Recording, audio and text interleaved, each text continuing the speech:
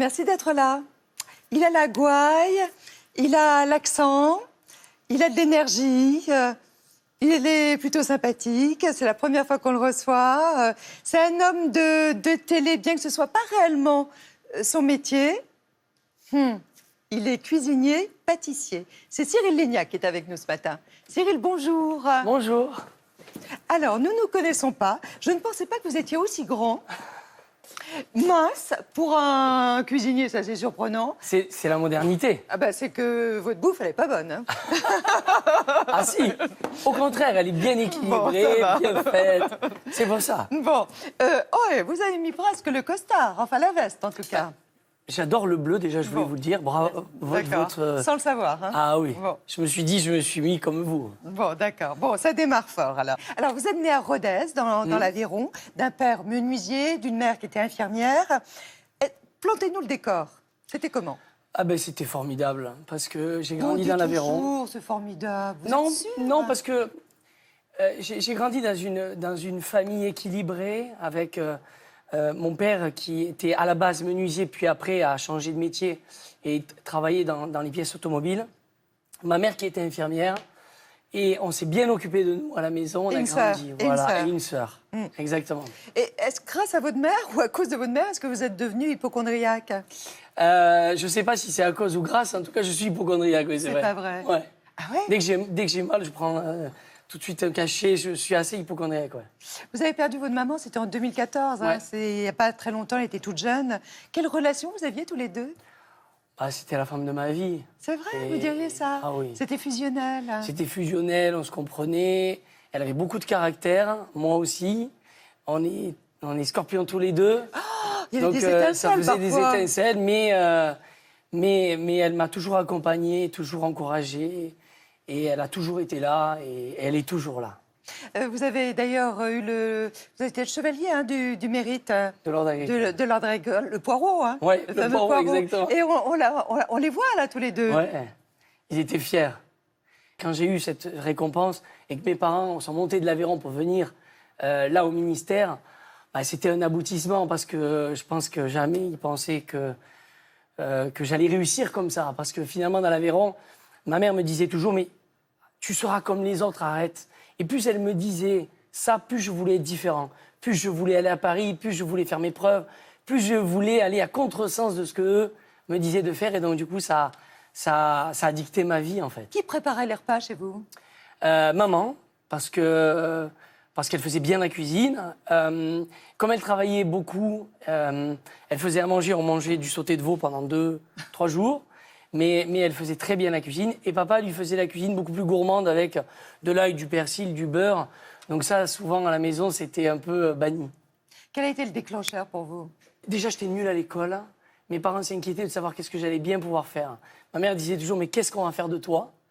Et je regardais, lorsque les gens venaient manger à la maison, avec cet œil bienveillant, quand mes parents cuisinaient.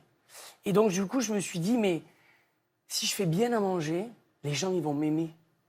Et comme j'étais en contradiction totale avec l'école, je me suis dit, la cuisine, ça va m'amener à la découverte des gens. Et je voyais toujours ce regard bienveillant posé sur mes parents quand ils cuisinaient et quand ils invitaient des gens à la maison.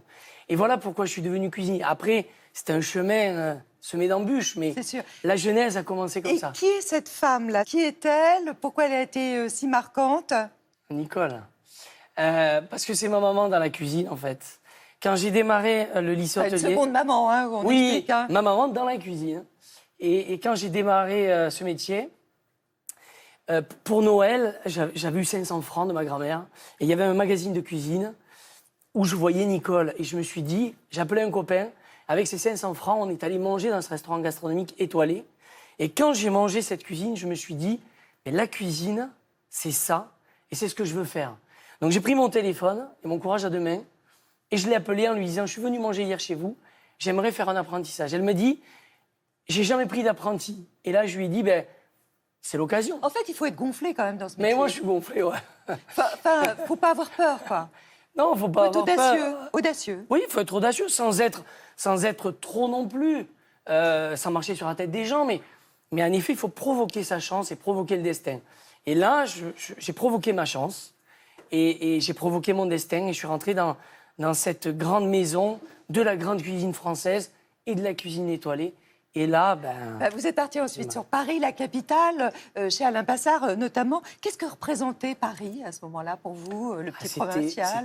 C'était mon rêve américain. C'était aller à Paris, c'était m'émanciper de chez mes parents, me débrouiller, aller toucher ce qu'il y avait de plus grand, parce que j'ai toujours rêvé de grand. Je ne sais pas pourquoi, en fait. Je suis pourtant né dans une famille on ne peut plus traditionnelle. Et je ne sais pas pourquoi j'étais en contradiction totale. J'avais envie de grandes choses. Vous ne vouliez pas une vie étriquée? Je ne voulais pas une vie étriquée. Je n'avais pas envie de rester dans l'Aveyron. Je n'avais pas envie d'être comme tout le monde. Et je ne sais pas pourquoi.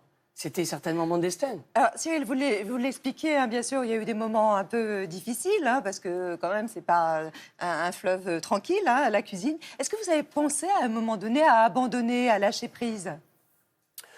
Non, j'ai eu des coups durs. J'ai eu des coups durs quand je suis arrivé à Paris tout au début, parce qu'entre être dans l'Aveyron, dans un restaurant étoilé, proche de mes parents, de mes amis, dans une famille, de me retrouver seul à Paris, les premiers temps, ça a été très difficile. Parce que c'est vraiment la solitude, l'éloignement, une nouvelle manière de vivre.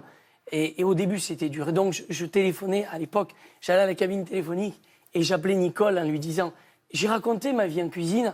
Et elle me remontait le moral. Et je raccrochais et je repartais parce que je ne voulais pas dire à mes parents que ça n'allait pas, parce que je ne voulais pas leur donner raison.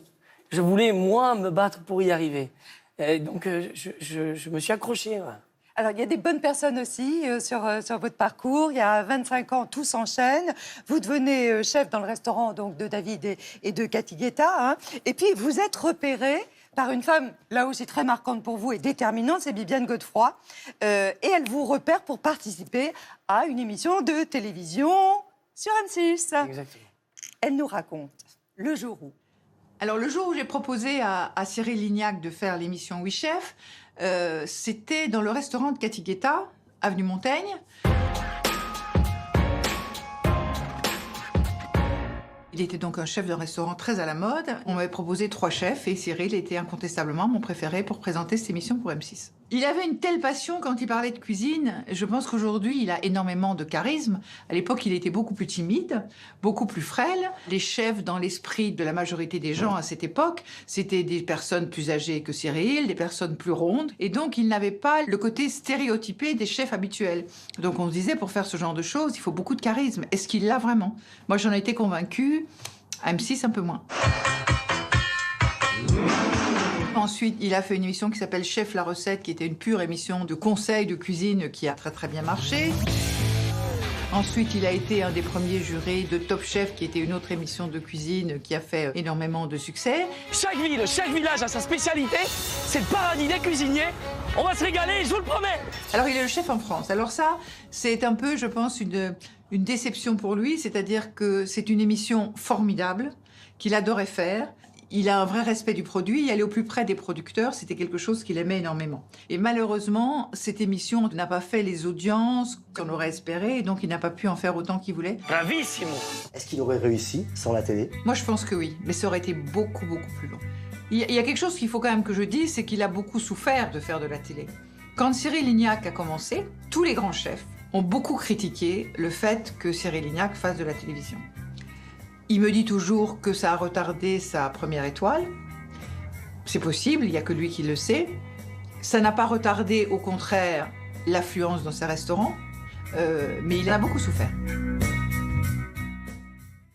Merci Bibiane. Est-ce que, effectivement, vous confirmez que ça a retardé votre première étoile? Je sais pas. Je pense pas. Forcément, ça, quand j'étais plus jeune, je pestais un peu autour de tout ça, mais aujourd'hui, je peux dire que je suis content de l'avoir attendu. Parce que ce qui est bien, c'est qu'avec le guide Michelin, quand on te donne une étoile et qu'elle est méritée, tu te sens bien avec. Et ça, c'est très important. Il y a Christophe Dolbeau qui viendra nous rejoindre tout à l'heure, puisqu'on parle de chef, on parle de bouffe, on parle aussi peut-être de malbouffe. Il y a Jean-Pierre Coff que vous avez connu, il avait un super jardin. Et Christophe Dolbeau, son compagnon, viendra nous évoquer ce livre tout à l'heure qui vient d'être publié. Vous avez toujours été ambitieux. Je pense que l'ambition est née au fur et à mesure du temps. C'est-à-dire quand je suis arrivé à Paris, je n'avais pas une ambition débordante parce que je n'avais pas touché ce que c'était que l'entreprise, en fait.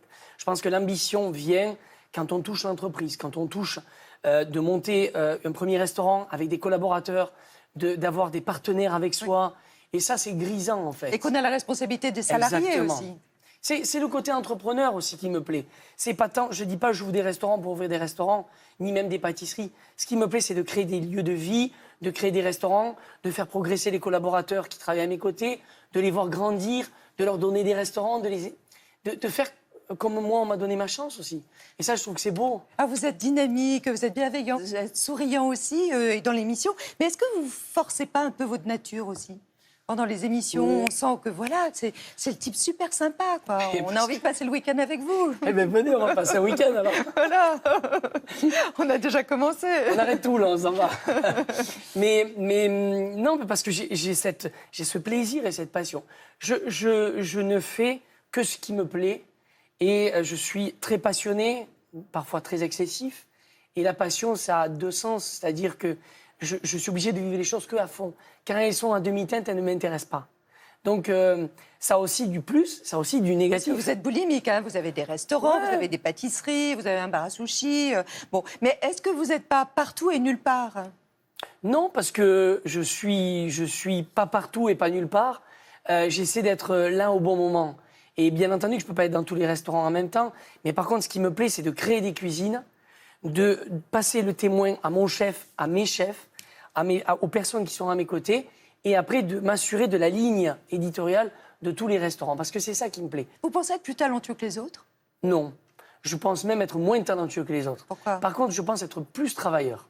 En fait, j'ai toujours dit que quand j'ai démarré à l'école hôtelière, mon professeur de cuisine disait toujours « J'aurais misé sur tout le monde sauf sur toi ». Et donc, c'est sympa, mais finalement, ce qui est bien, c'est que j'ai toujours comblé ce manque par plus de travail. Je ne dis pas que je travaille plus que les autres, mais en tout cas, je pense que je suis un boulimique du travail, mais par contre, je travaille beaucoup, je réfléchis et je me pose beaucoup de questions.